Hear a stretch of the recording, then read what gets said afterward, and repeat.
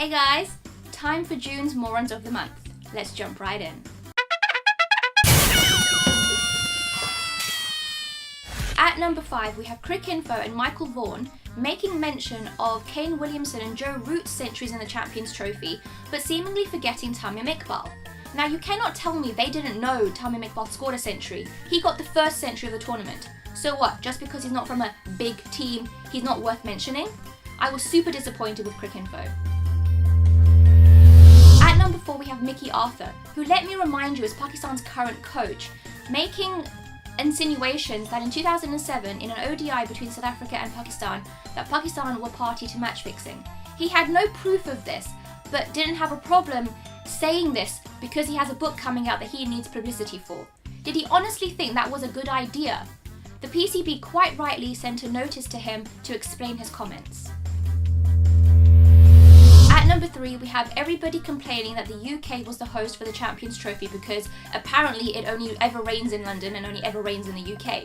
Look, I know a couple of the games were washed out and there were a few rain interruptions, but to come and state that you think no other games in the history of cricket have ever been washed out or had rain interruptions is a joke.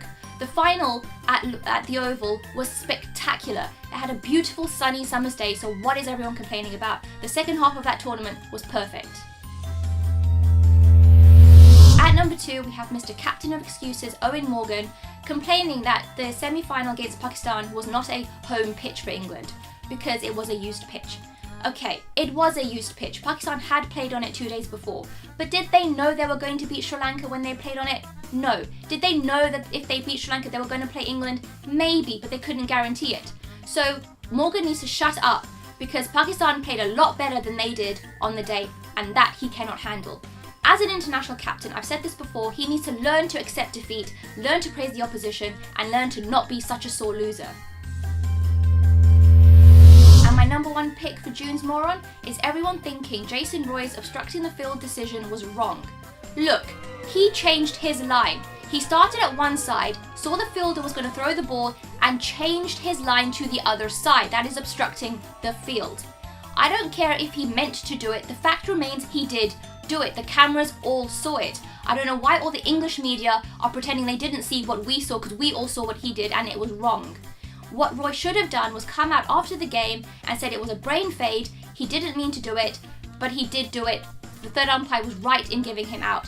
But no, as England always are, they're incapable of taking accountability for their own losses. They have to blame everybody else.